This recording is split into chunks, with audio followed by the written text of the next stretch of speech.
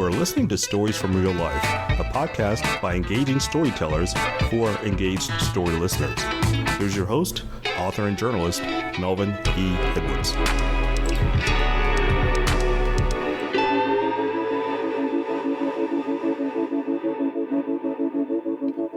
Hello, and welcome to this April 16th edition of Stories from Real Life. I'm your host, Melvin E. Edwards, and I have a couple of guests today who have been here before. I previously talked to them about topics like empathy and swim lessons, so today's topic is very different. This ain't Texas. Ain't no hold'em. We're going to talk about country music, what defines genres and audiences, and the musical gatekeepers who think they get to decide who defines those genres and audiences. And by the way, my country-sounding theme song is called Real Life and was written and performed for this program by Bombay Beach Revival.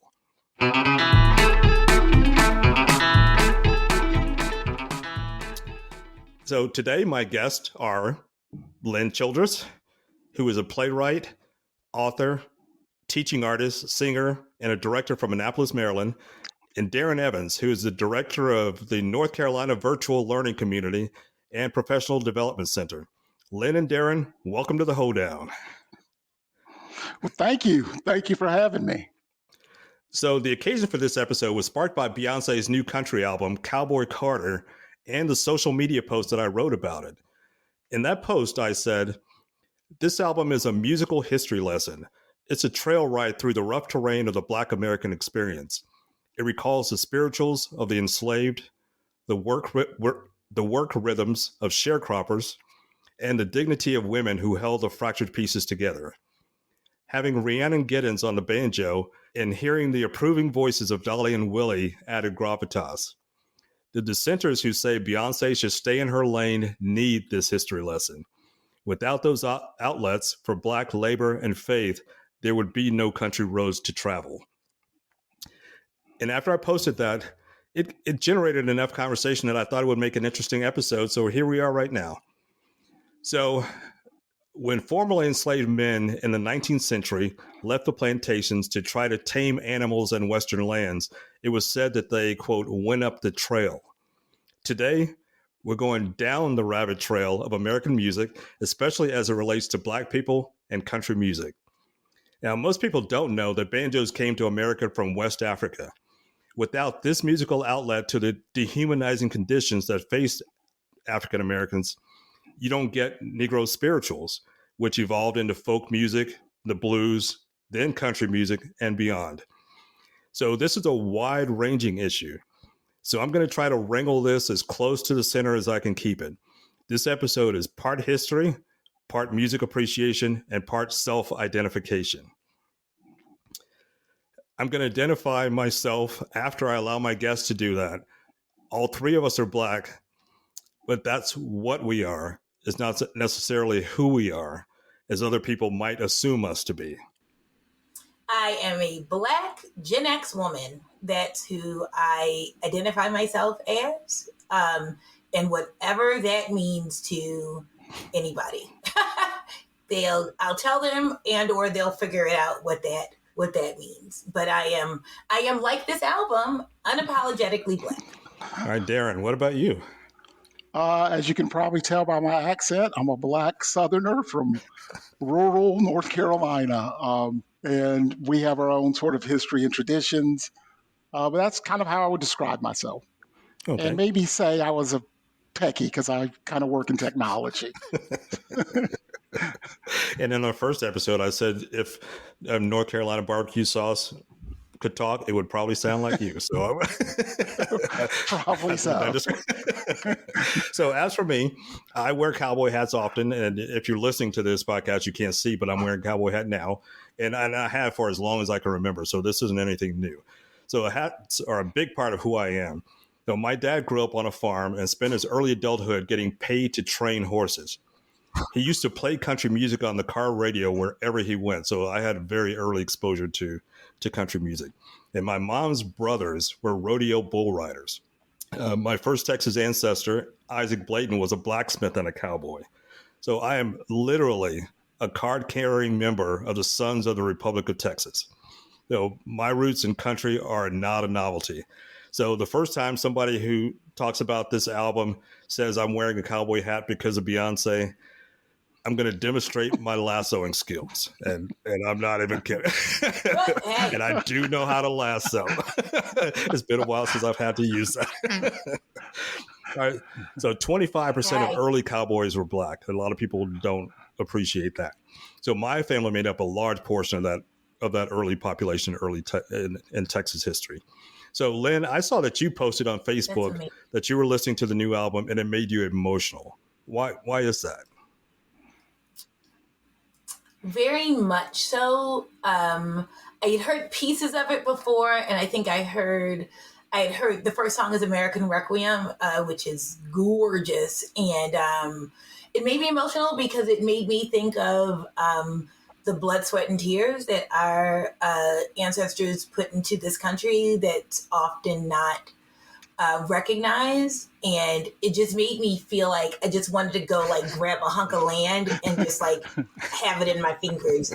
And I knew that I was going to be, this was before I had listened to the whole album, which I did last week. I had a 2-hour drive from Pennsylvania and I listened to the whole thing in the car. And I knew from that thing that it was setting off what was going to be very emotional, because again, I just knew that it was, like you said, a connection to and a claiming of our history. And, we too sing America, to quote Langston Hughes. And that's how it made me feel, that I knew I was going to be on a ride. All right, Darrin, how did it make you feel? I know you didn't say that it made you feel emotional, but I'm curious. Well, first, how did you like the album? Well, a little bit better than I thought. I guess this is a safe space. I'm part of the Bay Hive. I like Beyonce's voice. I'm not paying $500 to go see her live, but I like to hear her voice. So very similar to Lynn, so I travel for my job. So I was driving across the state to the mountains, and I just kind of listened to it and just went through a couple times, and just sort of absorbed it. And it really was, I kind of relate to what Lynn was saying about a reclaiming. I think we can talk more about that later, but that's one sort of phrase that came up for me. Okay. So, Darrin, I saw that you posted on X asking Black people to list their favorite country songs of all time. And most people would be surprised that that would even be a thing, that Black people might have a favorite country song. So what yeah, I see Lynn shaking her head. So what is your favorite country tune? And then we'll each share our favorite country songs. One of my favorite top 10 albums, I have eclectic musical taste, is Guitars Cadillacs by Dwight Yoakam. And that's my favorite country song because it tells a story. And the rumor is it's about his relationship with Sharon Stone when he got to Hollywood. But it's a whole album about heartbreak and breaking up and just being depressed. But ironically, when I listen to it, it makes me feel better. When I'm depressed, I listen to depressing music. So at least you think, well, at least I don't have it as bad as that guy. Yeah. All right, Lynn, what's your favorite country song or album? Probably it's Wide Open Spaces by the Chicks. Formerly of Dixie, and that song kills me and wrecks me. I was on a tour. I'm an actor, and I was doing a tour of a theater show, and had that on rotation. It was the year it came out earlier, but the year that I really got into it was the year I turned 30, and talking about wide open spaces, and that's what I was doing, is going across the country, and I really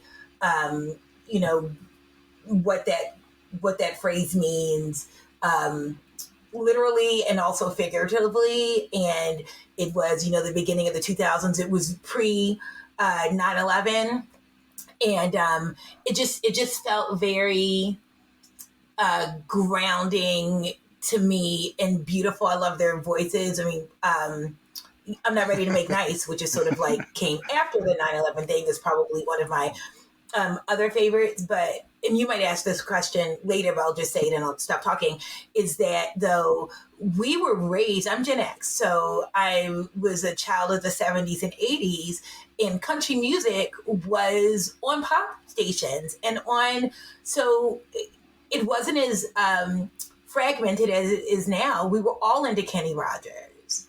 We all knew Elvira by the Oak Ridge Boys. We all knew this, and so yeah, that is absolutely the truth. I got to meet the songwriter who wrote Wide Open Spaces. I don't know if you heard that episode, but back in the fall, I had the privilege of being the MC for the songwriters conference, I guess it was called, in Wimberley, Texas.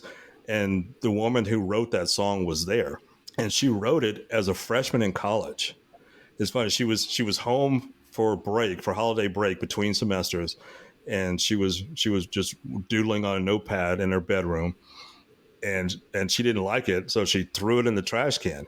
And she went back to school the next semester, and it was still in the trash when she left. And her mom was cleaning out her room and saw it and started reading it, and then sent it to her and said, "This is really good. You need to finish this." So she finished the song, and then eventually it got to Natalie Maine's dad, and the chicks recorded it. Oh. So great story. So my favorite country song that I told Darren before, it didn't actually start as a country song. It was a Billy Joel song, but Garth Brooks made it his song in Shameless, and that was when country sort of had a resurgence in the late 80s. So country was really popular in the late 70s and early 80s, as you said, Lynn, but then it sort of had a resurgence in pop culture in the late 80s. But I love that song. And I wasn't that necessarily a fan of Garth Brooks, but I really liked his version of that song. All right, so let's go on to the next thing. So I do want to say that I was born into an intact family with 2 black parents, but I joke that I grew up in a redneck family. My dad and I fished a lot. We never missed watching the Indianapolis 500, and we went to the rodeo every chance we got. So what are some things that your family did that might not be considered black enough or black at all by some of your critics? I'll let Lynn start this one.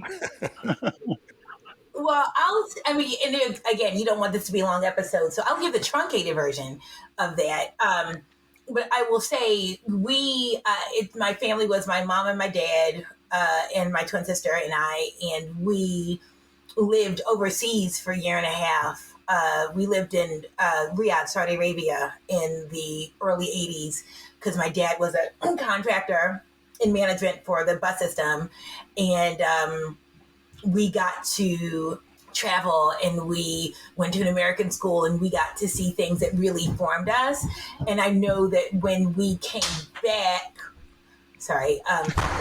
okay, 11-year-old. So anyway, when we came back to the States, there were people who thought, and we were probably always on that level of probably some people not black enough, even though I knew plenty of black people just like us, but it was people allowing us to define it. Anyway, all that to say, we talk differently and had been exposed to things that people we know, black and white, had not, black and white American had not. And, there were people on our street who stopped talking to my parents because they just assumed that my parents were going to be snotty, or they went to a high school reunion and people really didn't talk to them. And they were so excited to be back, but people made assumptions about them that were not true because we did things that not a lot of Americans did, but supposedly black Americans didn't do. And so that was so anything specifically other than living in Saudi Arabia? Maybe the travel, I can say, my grandfather, my maternal grandfather, was from South Carolina, and we talked about him some and his father before, Melvin, on your show, previous episode. But my grandfather was from Seneca, South Carolina, and he loved old country gospel, and he would drive through when he would ride around. You couldn't tell the difference, right? Because the white countryish music sounded like a lot of the black countryish music. And around the end of his life, he died in 2011. He would just put on, it goes, what was his name? Oral Roberts. One of those dudes had a station, and it was basically old white people sitting on stage in chairs, singing gospel. And my grandfather loved it. And he goes, that white woman can sing. Oh, she can sing. But yeah, I think I was raised knowing that my mother told us this when we went to college. She said, you are capable of anything, and you belong anywhere that you want to be, but there are going to be people who don't think you are. And that's going to be your thing, is to figure out what that looks like. Like, not everyone's going to welcome you with open arms, whatever that looks like, but you have the right to be wherever you want to be. And that was our guiding thing, especially I remember about to go to college in 89, that's what we were told. And I just sort of rolled with that. Yeah, what about you, Darrin? Well, I was on here previously with Melvin. You can go back and hear that episode. It's all about swimming, and it's a whole convoluted story. But I'd say one of the things that we did that's atypical of probably any family in America is my dad made us take a water competency test. So, and I'm going to make my son take it. He'll take it this summer, where you have to tread for a couple of minutes. You have to be able to swim a certain length, and you have to just be able to swim with your clothes on. So that was a big thing my father made us did. And, of course, we didn't joke where he could hear us, but that was the Evans water competency test. So that's probably an atypical thing that we did that probably not many families, period, make their kids do. I don't know. So that's my story.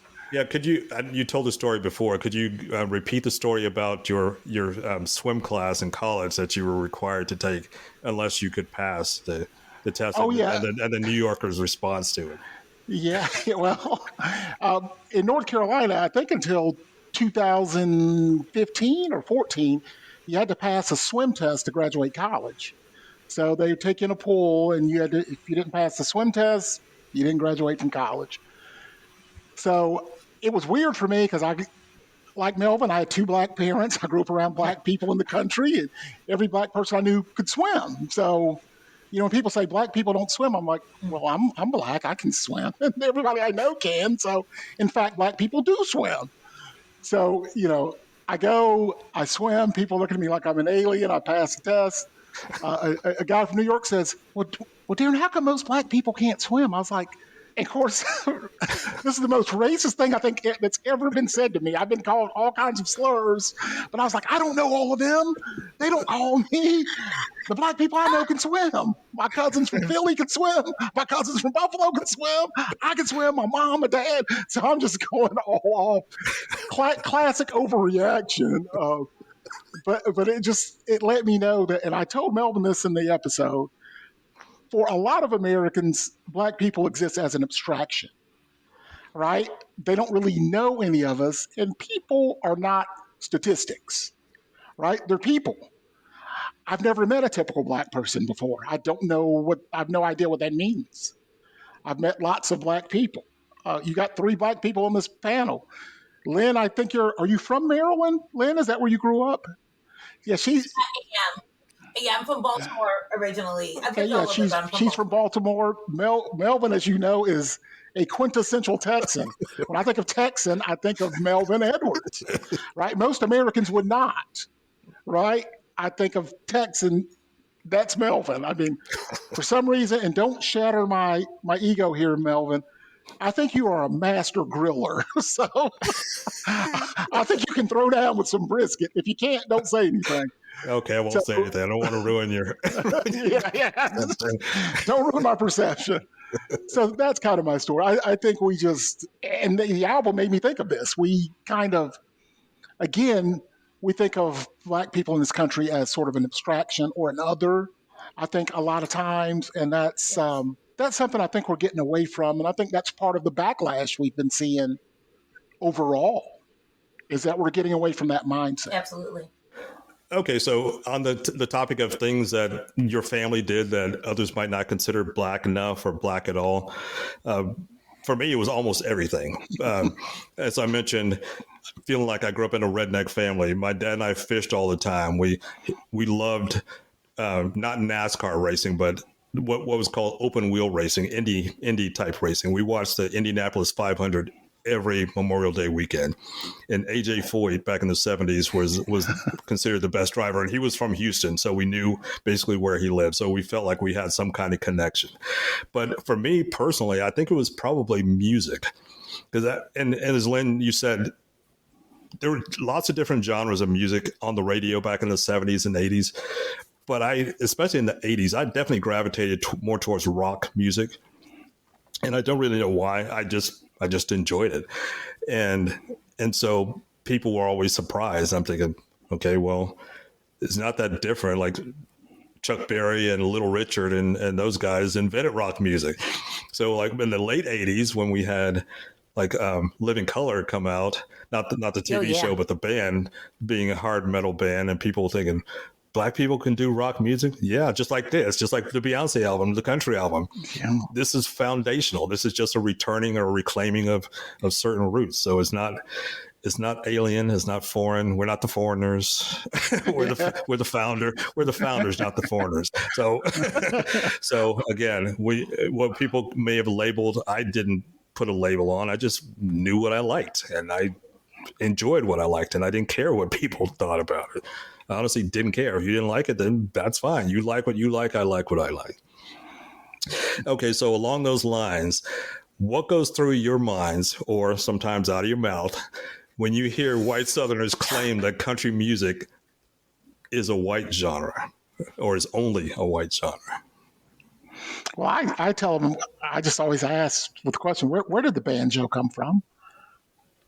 And then I give them a little history lesson on, the banjo and how that got there. And I talk about so I try to answer that almost obliquely and say, most of pop culture, your slang comes from black people, right? I mean, the slang you use, the sort of just our general way of speaking, what's considered hip or cool in America comes from almost exclusively from black people. And I just tell them that almost everything we do in America was influenced, particularly on the music side, by those spirituals, by that singing.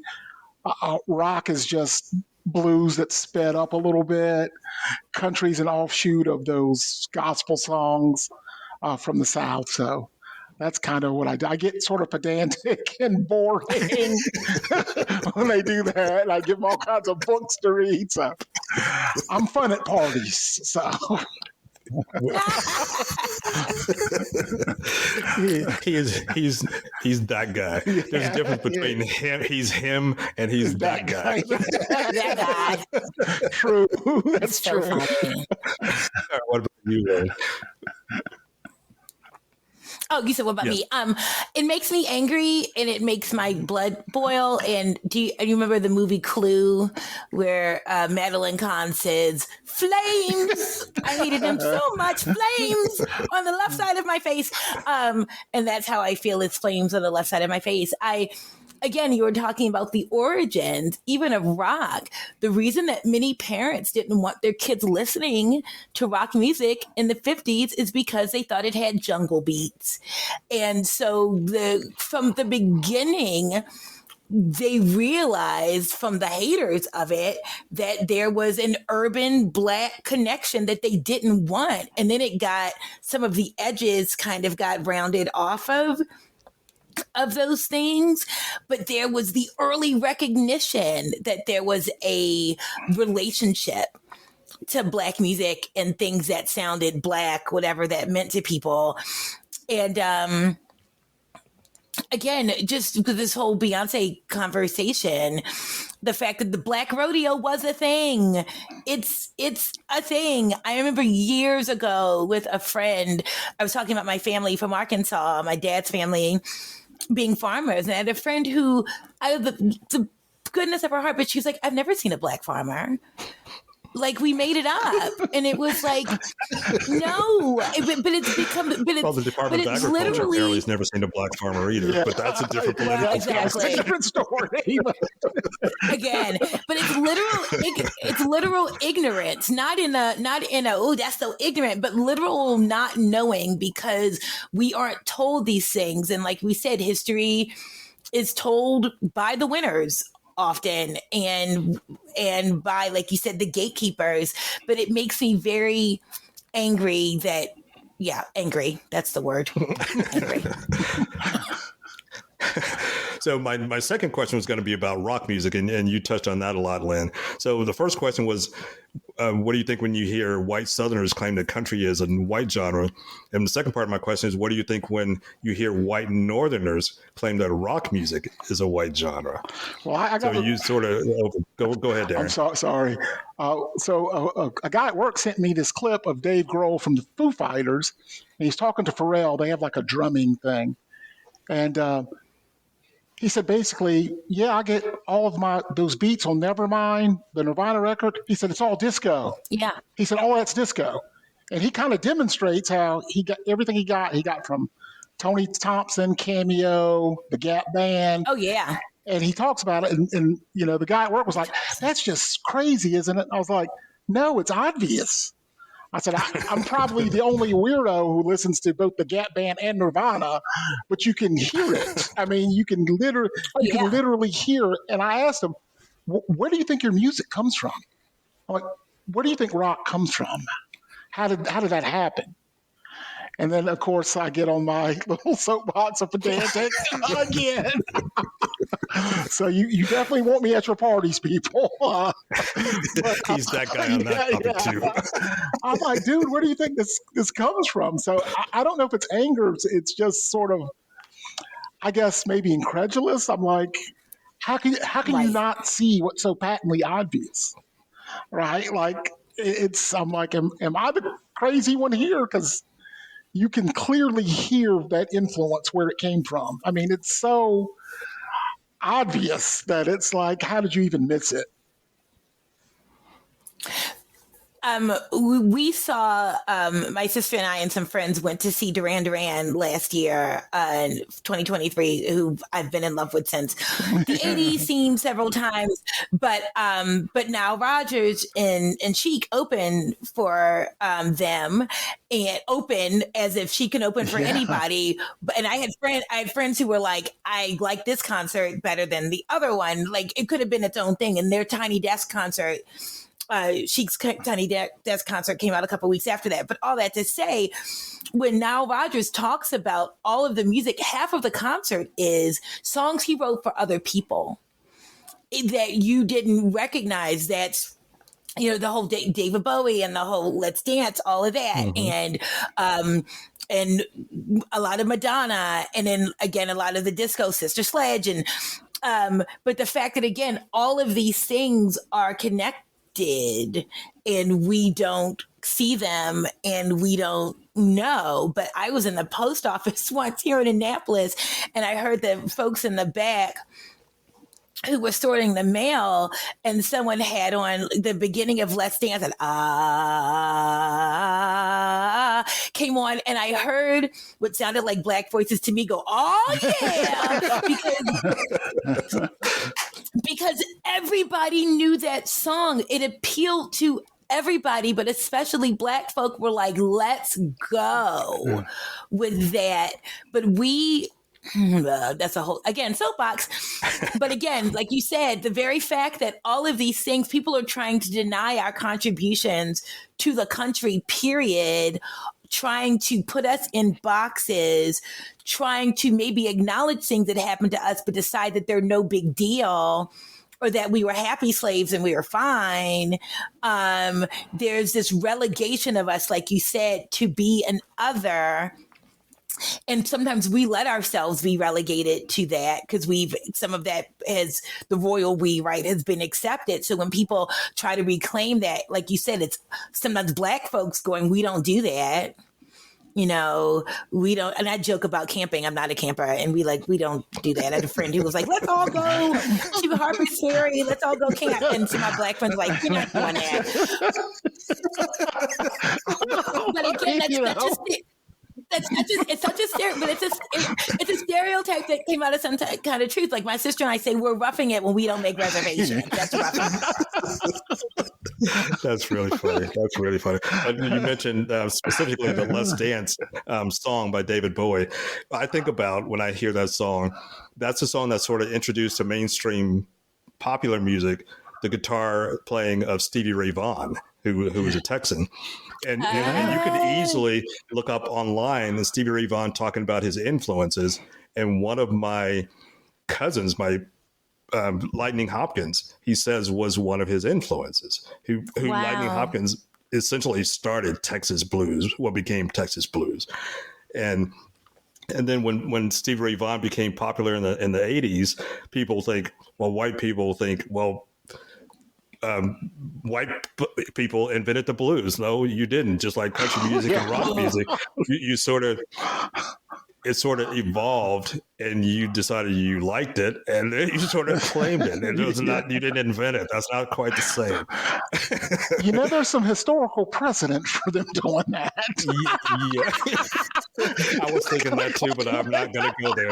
I got one more. What goes through your mind question?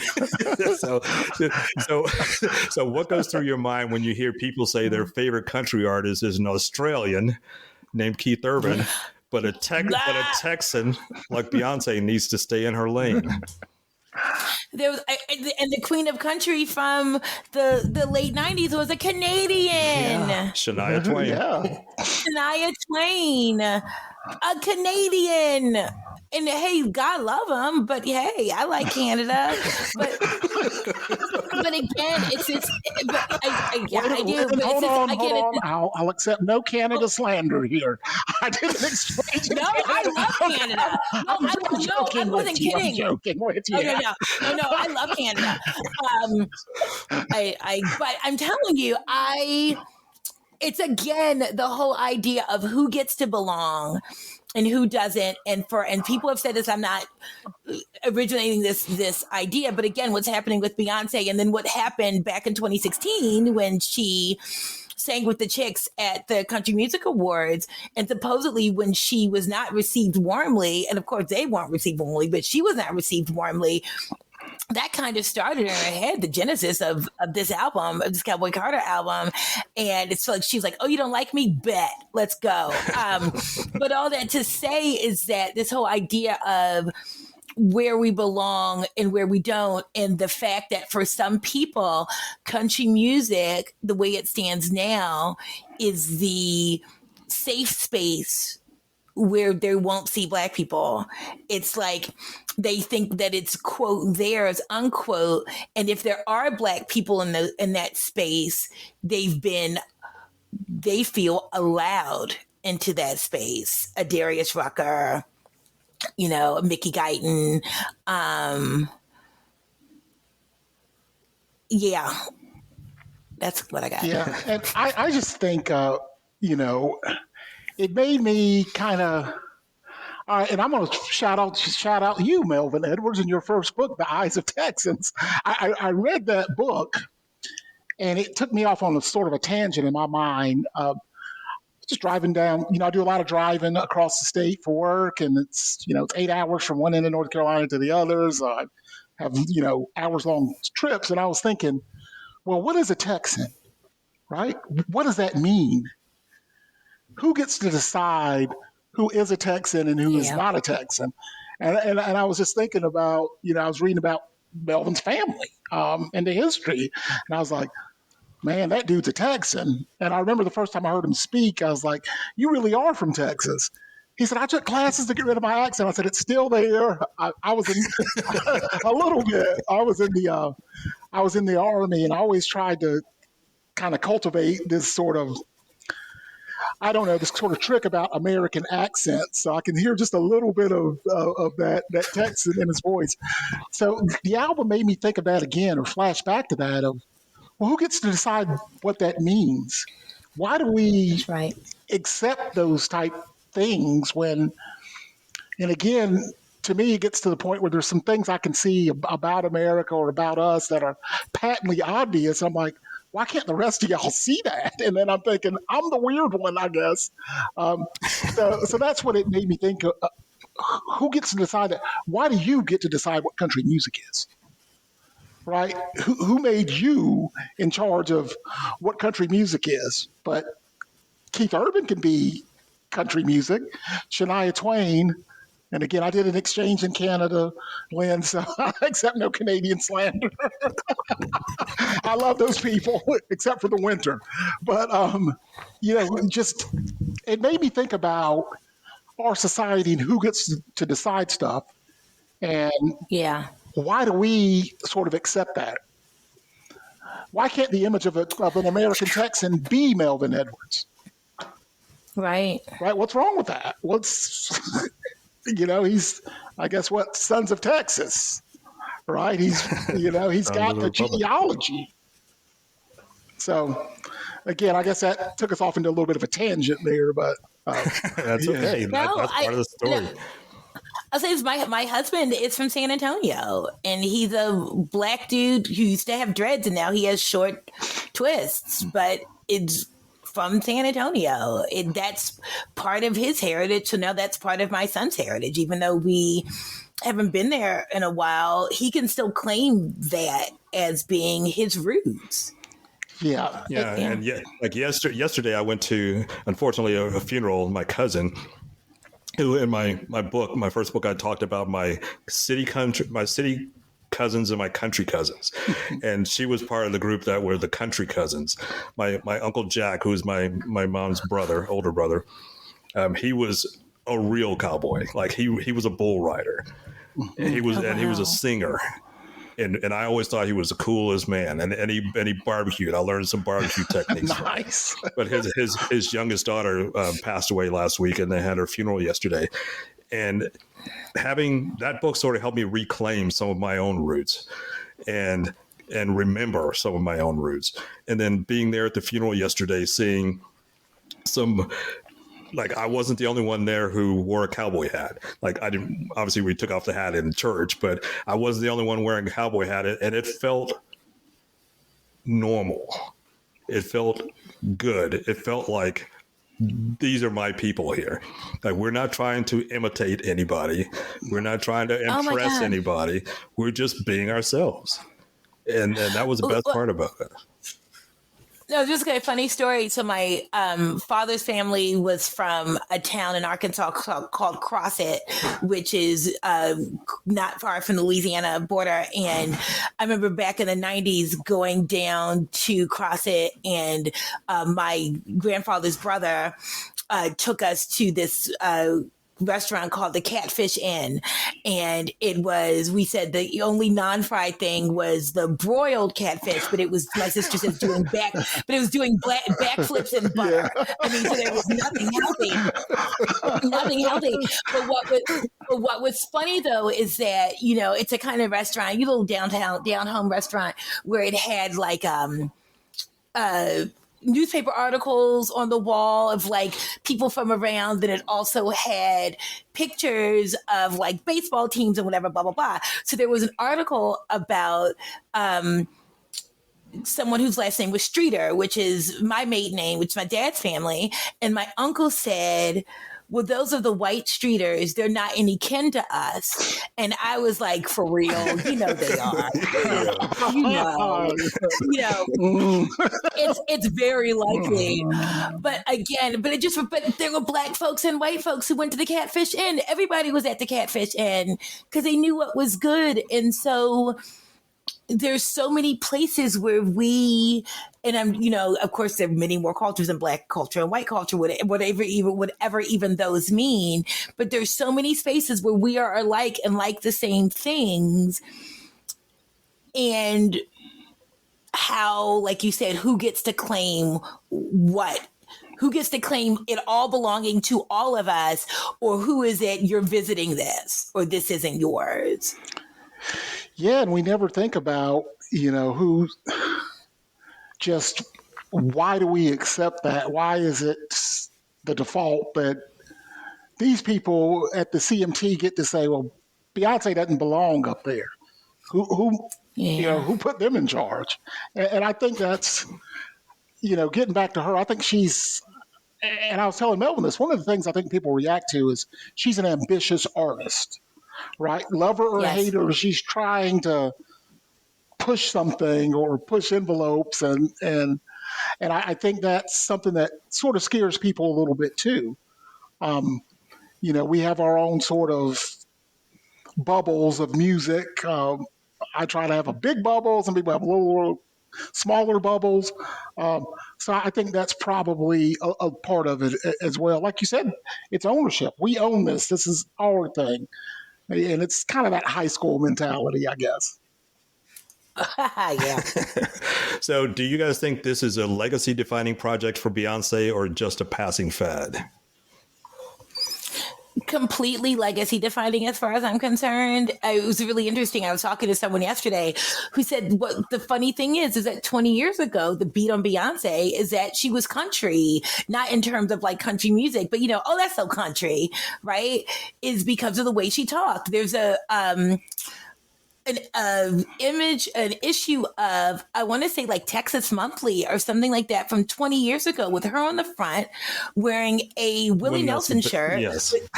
with him and his braids, and she's wearing braids. So this was not something that just came, which it's not just a fad. It's not her. I've heard people say she's just trying to take out of Taylor Swift's, budget. Like Beyonce does not need to steal from Taylor Swift, right? But you know what I'm saying? And they get pitted against each other. But I think it is genre. I think this is going to be a legacy defining album for her. And also she's a young woman. She's in her 40s, right? Mm-hmm. So who knows what else she has up her sleeve? I mean, so this is two. This is the second, I guess, of like what's going to be a trilogy. So who knows what the next genre is going to be, but it all sounds very organic to me. None of it sounds gimmicky. I know a lot of people didn't like Texas Hold'em. I love it. But they said it sounds gimmicky and like she just sort of threw whatever country was supposed to be in the blender. But to me, coming out of her mouth, it all sounds so authentic.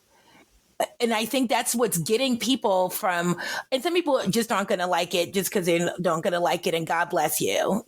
That's fine. You don't have to. And I think people who like it, who've given it a chance and like it, and after that like it, are touched by its authenticity, whatever that means for people. And I think it's going to be legacy defining in the sense that, like I said, she's an artist. I think she likes to push envelopes. The trilogy, Lynn, I'll bet you, I'm not a betting man, it's going to be a rock album. It's going to be a rock album. But I think she's trying to sort of reclaim that music. And I love Texas Hold'em. I hear people say it's gimmicky. I'm like, My Rosalita by Brooks and Dunn's not gimmicky. Music is not catchy and gimmicky. Smells Like Teen Spirit by Nirvana is not gimmicky. But honky tonk, but donkey dong. That's not a gimmick. Yeah, right. You break your heart. Yeah, I'm like, are y'all serious? Is that? I'm like, that's a compliment, not a criticism, right? You want music to be catchy and get you. And Texas Hold'em is one of my favorites on the album, but I think it's going to be legacy building in the sense that when we look back on her, I think she has this ambition to be sort of that genre, sort of genre fluid artist. And that's obviously what she's trying Prince. to do. Yeah, what she's trying to do. Like Prince. So I think it'll be legacy building in that sense. Will she do another country album? I don't know. Or maybe. The first time I heard her talk, I was like, this was a long time ago during Destiny's Child. I'm like, man, she's from Houston, right? It was like, I guess me with like hearing Patrick, like listening to Patrick Mahomes talk. Yeah. He's from the Houston area. Oh yeah, Kermit from Houston is what I call him sometimes. Yeah, so I think it'll be legacy defining. Okay. So for me, listening to Cowboy Carter, the thing that struck me was the influences and the direct remakes from acts like, obviously, Dolly Parton. I heard some Tina Turner screams. She directly remade a Beatles song, Blackbird. There was some Chuck Berry, some Beach Boys, Sister Rosetta Thorpe, and even Nancy Sinatra, which probably surprised me the most. These boots are made for walking. Yeah. So I think this is as much a continuation of many legacies as it is a legacy for herself. So this is, in my mind, bigger than just Beyonce. Yeah. Oh yeah, and that I really like her. I like her Jolene cover. It's that Jolene must have been some kind of woman. Is all I'm going to say. Yeah, Jolene didn't get off so easy as Dolly let her go. Yeah, Dolly said please, and Dolly and Beyonce said child please. yeah. She said back up off. Okay, so before we go, I'd like to do a quick lightning round. So I'm going to say these terms without any context, and you tell me most people consider them to be a black thing or a white thing. Okay. Urban, Black, rural, white, which is funny for me because that's so hard to answer, but most people would say white. Yes. country. White. That's how. This is people's perception. So that's who we think of. We shouldn't. And again, part of it is just white is the default in America. If I go to 10 people in my neighborhood and say, which one of these people is a Texan? I show them your picture without a cowboy hat, another picture of a guy from Boston with a cowboy hat. They're going to pick the white guy from Boston, right? Even though, this guy's practically every Edwards that's ever lived is from Texas or lived in Texas. That's true. And when I hear country without saying music, when I hear country, I think black because I think of my black country, my black Southern family. If you take the music off of it, that's what I think of. And you talked about, you said Beyonce sounded country to you when you first heard her talk. Right. And it was somebody else who said that. But yeah, she did. She sounded like a young Southern woman. Oh, yeah. Yeah. Okay. So the next term is suburban. White. Yeah, that's perceived as white in America. With a minivan. Yeah. Okay, I got two more. Blue collar. Oh, that's code for white. I hate when the news does this, or the newspapers. We're going to interview blue collar workers. I wish everybody would just say white when that's what they mean. Right? Say working class white voters. There are black blue collar voters. It's just and again, it gets back to that default thing, but that's become, and I'm sorry, Lynn, to step on you. That's just code. And it drives me absolutely nuts. No, it is. And when people say, yeah, it is. I mean, I'm from Baltimore, so Bethlehem Steel, and there was a big deal, but black and white people worked in factories. And like you said, that's what it means. When you say urban, you mean black people. And when you say blue collar, salt of the earth, the real America, white, and also white. Yeah, I just say it. Okay. I mean, sometimes I'm on Twitter, someone say, just say what you mean. Why the code words? If that's what you mean, say it with your chest. I mean, I'm talking to white people, right? Okay. I mean, that's fine. You can, nobody really, I'm not going to begrudge that from you. In fact, I'd rather know that up front, right? Somebody wrote about North Carolinians. He was going off on all the transplants here in the Raleigh area. And like, North Carolinas are pig-eating, beach tanning people. I'm like, well, I'm a North Carolinian. I've never tanned on a beach in my life, right? So, what is that? Just say white. Okay, so that was blue collar. So what about white collar? I think white collar also means white. I think. Yeah. Go ahead. I'm sorry, Lynn. No, I think of Patrick Bateman from American Psycho. That's what I think of when I think of that character of Christian Bale in that movie. That's what I think of when I think of White Collar. That's wild. That's what I think of. That's a sort of strange association. Well, I can, I've never seen that movie. The book is really, really good. The book is just a satire of white collar people. But right. I'm gonna have to check out the movie now. Yeah, I've never seen it all the way through, but it's just such a phenomenon because I don't like a lot of blood. But yeah. Yeah, All right, so go ahead, Darrin. You're going to say something. I said they probably amped up the blood. The book is really more is a character study and a satire of that sort of materialistic white collar worker. And I'm sure that really doesn't translate to a movie. You can't do that.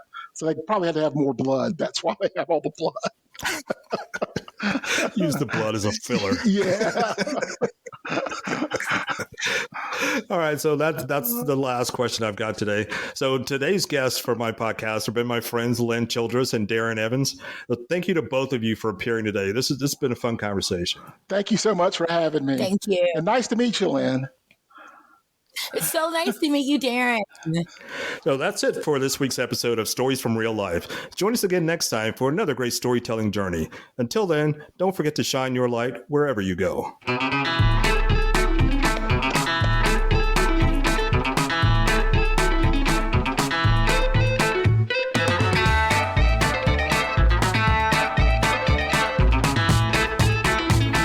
That was Stories from Real Life with your host, Melvin E. Edwards.